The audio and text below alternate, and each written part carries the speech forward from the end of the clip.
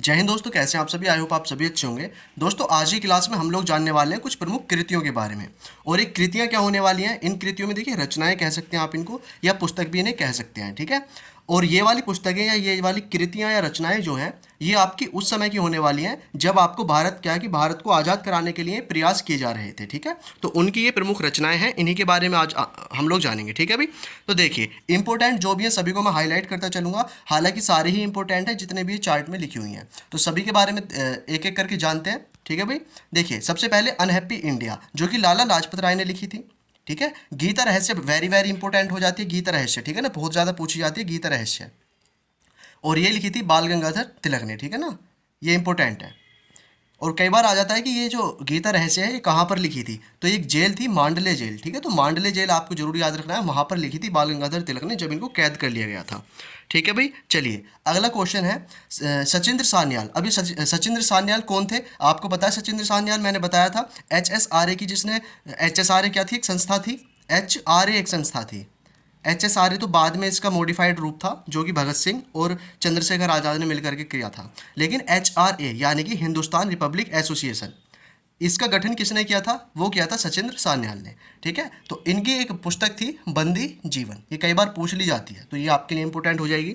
इसके बाद बात करेंगे महात्मा गांधी की इंपॉर्टेंट। देखिए, महात्मा गांधी की सारी ही इंपॉर्टेंट होने वाली हैं। तो इंडियन होम रूल जो थी, ये महात्मा गांधी ने लिखी थी, ठीक है।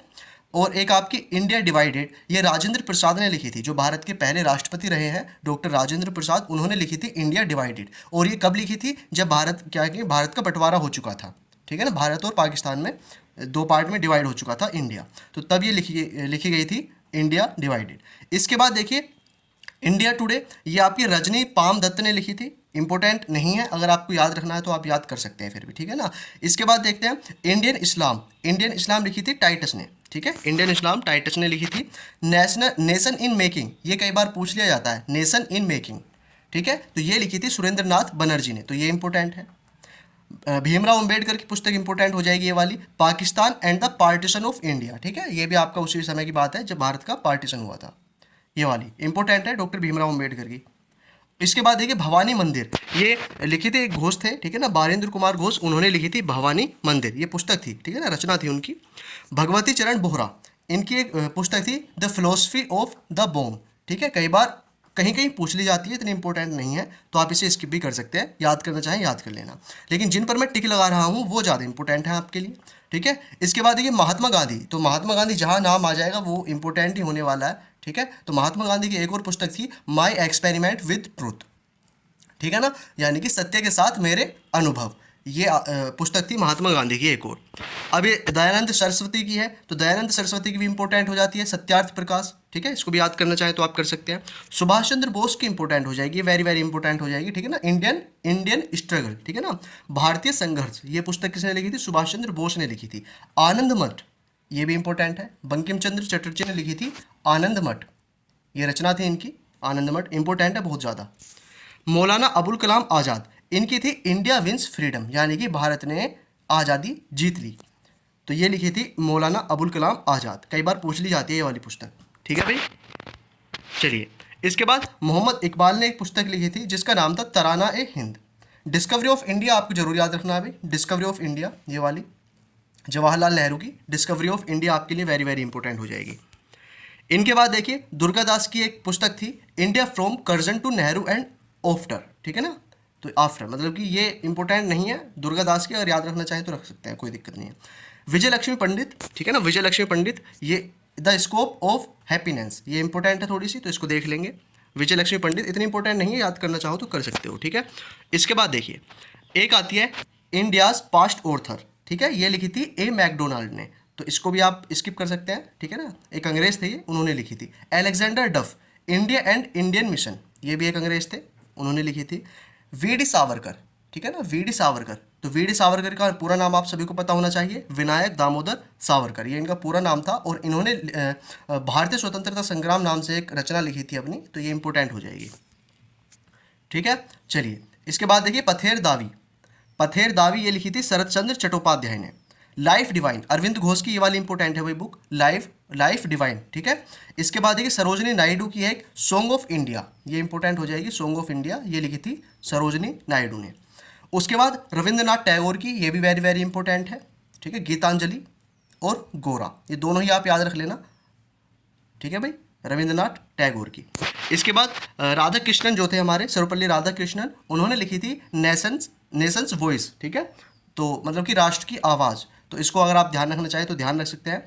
इनके बाद देखेंगे जो इंपॉर्टेंट है उनको मैं आपको बता देता हूँ। दीनबंधु मित्र थे, उन्होंने लिखी थी नील दर्पण। तो नील दर्पण कई बार आ जाती है, तो इसको आप थोड़ा ध्यान रख लेंगे।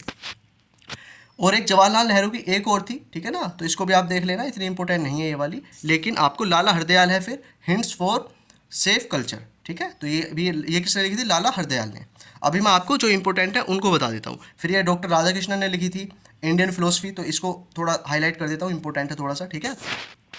और देखिए एनी बेसेंट की ये वाली पुस्तक थोड़ी इंपॉर्टेंट है, इंडिया अ नेशन, ठीक है ना, इंडिया नाम की एक पुस्तक ली थी, अ नेशन करके ये टाइटल था एक, ठीक है, एनी बेसेंट ने लिखी थी।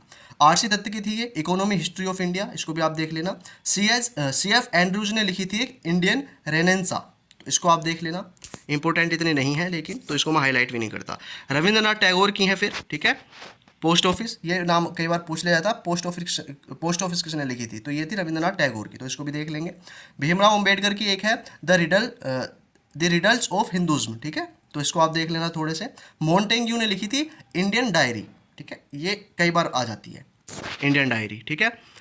चलिए, सर सैयद अहमद खान थे एक, उन्होंने लिखी थी ये वाली इंपॉर्टेंट, तो अहन ही कुरान करके था, ठीक है ना। चलिए उसके बाद मैं आपको बताता हूँ, चलो जवाहरलाल नेहरू की एक इसको और देख लेना, ये वाली ग्लिम्पसेस ऑफ वर्ल्ड हिस्ट्री, ठीक है ना, यानी कि जो वर्ल्ड हिस्ट्री की झलक एक तरीके से, ये एक पुस्तक थी इनकी। महात्मा गांधी की तो कहीं भी नाम आ जाए तो ये इंपॉर्टेंट हो जाती है अभी, तो इसको मैं हाईलाइट कर ही देता हूँ, ये लो, ठीक है, माई लाइफ, और ये क्या है, हिंद स्वराज। तो हिंद स्वराज आपको जरूर याद रखना है, ठीक है, हिंद स्वराज आपको पुस्तक जरूर याद रखनी है, इनमें से ये इंपॉर्टेंट है, महात्मा गांधी की है। चलिए, रनाडे थे, इन्होंने भी लिखी थी, ठीक है ना, रिलीजन एंड सोशल रिफॉर्म, ये लिखी थी रनाडे ने, इसको भी थोड़ा देख लेंगे। तो यही थी, देखिए कृतियाँ थी ये, कृतियाँ यानी कि पुस्तकें कहो या इनको कृतियाँ कहो, एक ही बात है, रचनाएं थी बेसिकली, ठीक है ना, किसने कौन सी रचना किसकी है, सिर्फ आपको नाम याद रखना था। तो नाम जितने भी मैंने हाईलाइट किए हैं वो सारे ही इंपॉर्टेंट है, ठीक है, इनको जरूर आप देख लेना। और ये पीडीएफ देखिए मैं आपको टेलीग्राम पर दे दूंगा, व्हाट्सएप पर भी आपको मिल जाएगी, तो दोनों जगह आप जुड़ जाना, ठीक है, और ठीक है, इन पर आप जुड़ जाना। और कोई भी आपका डाउट है तो आप कमेंट में डाल देना भाई, कोई भी आपका डाउट है तो कमेंट जरूर करना आप लोग, और सब्सक्राइब कर लेना चैनल को भी अगर आप पहली बार हैं। और अगली क्लास में मिलते हैं, एक और कोई छोटा सा टॉपिक होगा उसको मैं कवर कर दूंगा, क्योंकि मॉडर्न हिस्ट्री आपकी ऑलमोस्ट खत्म हो चुकी है, ठीक है। तो चलिए, थैंक यू सो मच, जय हिंद, वंदे मातरम, बाय।